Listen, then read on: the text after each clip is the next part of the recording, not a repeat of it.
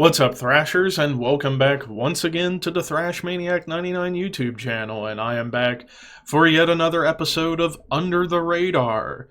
Yeah, this week it's a little bit much because there were quite a few albums that came out this past weekend, the weekend of February 18th.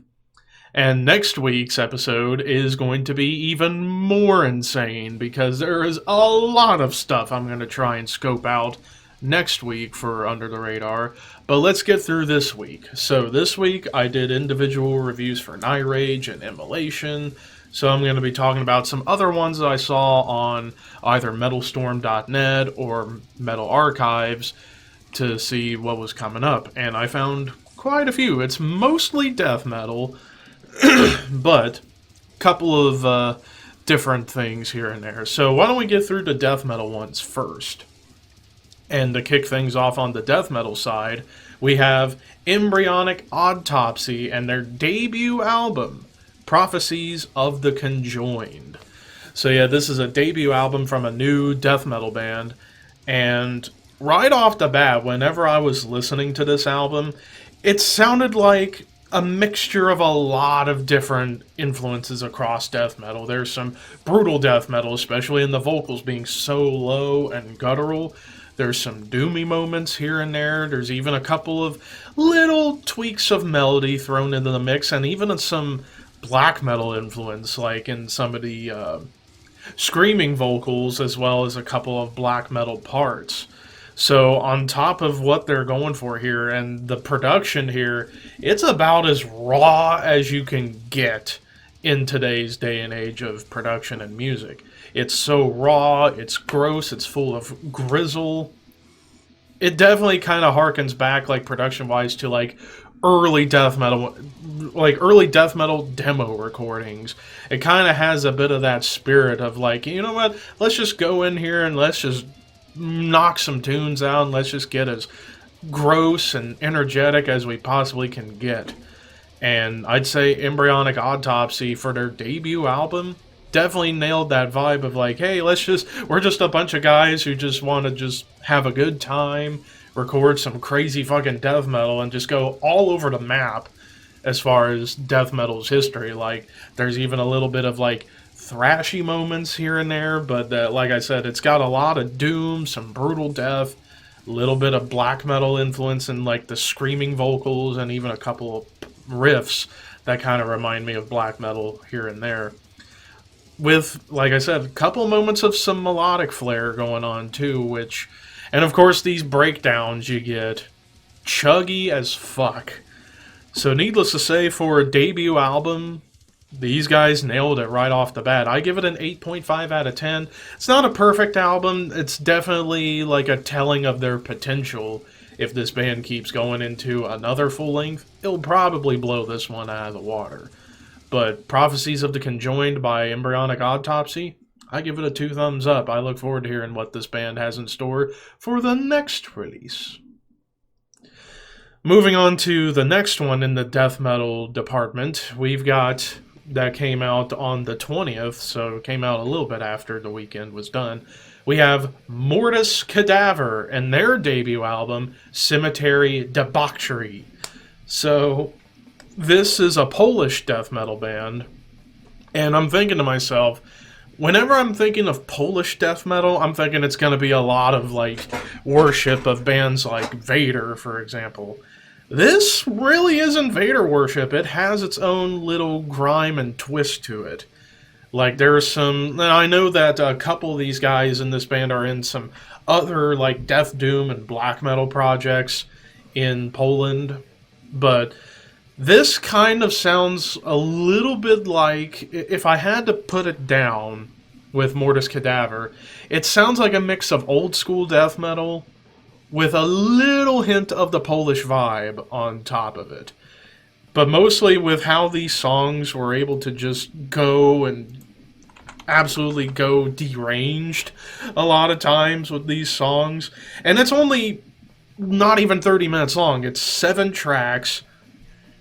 And yeah, and at times it does get a little doomy, gets a little blackened here and there, granted because of couple of the guys being in like a black metal band, I believe. But only 7 tracks, about 29.5 minutes long. Every song does its job to pack a punch. And even it ends with a Nunslaughter cover, which I wouldn't expect like a Polish band to do a Nunslaughter cover, considering Nunslaughter, yeah, they're a big underground phenomenon, but in terms of like the outreach, they don't really get a whole lot of love elsewhere from what I've seen. So for these guys on their debut to do a cover of Nunslaughter, that gives an extra point to me. But a lot of these tracks, like, they average around like 3, like nearly 4 minutes, and even a couple that go beyond 5 minutes. And they're able to pack so much into their songwriting. There's even, like I said, kind of similar to Embryonic Autopsy. You get these little spurts of melody here and there to kind of break up the raw, vicious onslaught that you're getting with this music. And also the album cover is pretty fucking spectacular with the zombies in the graveyard just going around killing everybody. So lyric-wise, it fits right into like the old school death metal mentality of gore and horror. But yeah, I give this one a 9 out of 10. This was a hell of a journey to listen to. And this is their first real release. They've only had 2 demos prior. But here, this is their first proper recording of anything. And these guys, I think, did a slightly better job than Embryonic Autopsy in terms of creating a vibe, in terms of creating like something that makes you feel uncomfortable and feel scared even a little bit because of just the overwhelming horror that this album projects. So yeah, I give this a 9 out of 10 for Mortuus Cadaver with Cemetery Debuachery. Then for the last one, in terms of the death metal side of this episode, we get Cryptic Hatred and their album Nocturnal Sickness. So Cryptic Hatred, if I can just quickly find it before I lose track. So this is a Finnish death metal band. And this is their debut album, and they formed just recently, just a few years ago, 2019. And this is their debut with Nocturnal Sickness. And this one, a little bit longer than the other 2 albums. This one clocks in at about 40 minutes. But man, more compact punch going on. And really this week was a strong week, I feel like, when it came to death metal. Because you just get all these different takes on the genre. You get, like in the case of Embryonic Autopsy, kind of like a blender of a lot of old school ideas. Mortuus Cadaver, kind of the same thing, but throwing in a Polish vibe and a little bit more in terms of the gore side of things. Here with Nocturnal Sickness by Cryptic Hatred, it continues on that vibe of gore, but it has a little bit more polish to it in the production. Like, it's not like polished, it's still gritty as hell, but you get a lot of catchy riffs, a lot of brutal moments, and the guitar tunings just kind of go all over the map.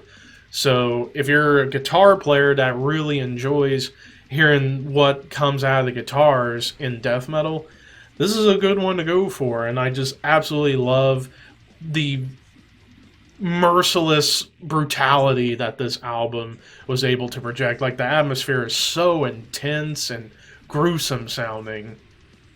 And I can't think of anything else better to say about it other than giving it a 9 out of 10. This is definitely another strong death metal album of 2022. Man, this year, what is it with this year so far producing great music? It's just, I don't know how else to put it. But Cryptic Hatred, Nocturnal Sickness, hell of a debut. And 3 death metal debuts, and they all knocked it out of the park in their own way. Hope that I see these bands put out a second album, and no doubt I might review it. But now let's get into the other 2 that are not death metal. We're going to start things off with Spirits of Fire, Embrace the Unknown. This is a supergroup, actually. This is a supergroup that features Chris Caffery formerly of Savatage, but also in Trans-Siberian Orchestra and a bunch of other projects. You got Mark Zonder, former drummer for not Merciful Fate, Fate's Warning, and a bunch of other bands. Steve DiGiorgio, which most of us metalheads know about him, you know, Sadist, Death, Testament, you name it, he's probably been in it. So, and then for vocalist, originally the vocalist was Tim Ripper Owens. Here they get Fabio Leone, formerly of Rhapsody of Fire and currently in Angra, and they come together and put out this album. And you would think, given Fabio's vocal range being more in the power metal realm, this one not as much in the power metal sense. This is more of an old school heavy metal album with influences across the board in the old school, like Judas Priest, Iron Maiden, even a little bit of like early power metal like Primal Fear and Halloween's early stuff. But this is more of a straight up heavy metal album. And I think Fabio Leone's vocals definitely got more gritty on here, as he's not going for like the ultra crazy power metal stuff that he's used to doing, which there are moments of that on this album. But overall, in terms of the music, it's just old school mentality, great leads. I love the lead work on here, and the bass cutting through the mix so well, and the drum work was pretty precise as well. So overall, for Spirits of Fire's album, Embrace the Unknown, solid album, 8.5 out of 10. I highly recommend. For fans of old school metal, definitely check this out. And if you're a fan of supergroups, this would be a good one that could suit your fancy a little bit, because it's 4 accomplished musicians going at it and just creating some really killer old school heavy metal. But now we get into the final one, and that is Star One's Revel in Time, the third album from the side project of Arjun Anthony Lucason's band Star One, who, of course, Arjun, most of us know from Arion. This is his sci-fi, progressive metal, power metal band. And this is only their third album, and they've been around since the early 2000s. Hell, their first album, Space Metal, 2002, and then it was 8 years before their second album. Now 12 years for this one. And of course, the fucking guest stars you get on this album, I might as well go to the Metallum page just to read off some big ones, like Roy Khan, formerly of Camelot, Tony Martin, formerly of Black Sabbath, Floor and Irene Jansen, 2 great vocalists, Brittany Slays from Unleash the Archers, Steve Vai, Jens Johansson, Michael Romeo, Russell Allen, Jolyn Turner, Bumblefoot, Jeff Scott Soto, Joel Hoekstra, and my man Dan Swano. But like in terms of like the frequent collaborators you would expect from Star One, yeah, Floor Jansen, Russell Allen, and Dan Swano for sure. Those are like the big 3 collaborators you usually get on a Star One record. But here, I mean, yeah, it's long. It's over an hour. Well, if you count both discs, it's nearly 2.5 hours, because each disc has different members doing the songs. But both versions serve their purpose well, and you get to hear a lot of different takes on these songs. Like, for example, the final track, Lost Children of the Universe, you had Roy Khan on disc 1 and Tony Martin on disc 2, so you really get to hear how they each served a song. Of course, composition-wise, I mean, it's Arjun. He's a musical mastermind. There's a lot of heavy moments on here, and there's a lot of great, beautiful melodic moments, and some epic quality to it. I'd say in terms of like power metal, prog metal kind of stuff, this is one of the strongest albums of the year so far. I give this a 9 out of 10 as well. Arjun, I don't think he can do anything wrong, it seems. You know, whether it's Arion or Star One or whatever he's down in the mood to do. He just seems to always come out on top with some great fucking music. So yeah, 9 out of 10 for Revel in Time by Star One. But what did you guys think of all of these albums that I talked about this week? And sorry I didn't give full detail reviews. It's just there was a lot, and I was trying to get through without dragging on forever and ever. And I feel like next week's episode is going to be a similar case to that, because if you thought this week was much, next week's going to be even more nuts. I mean, good God, I feel like there's going to be like 8 albums going to be talked about in the next episode, but That's then. What did you guys think of all these albums I brought up? Let me know in the comments below, and until next time, horns high, and I will see you soon.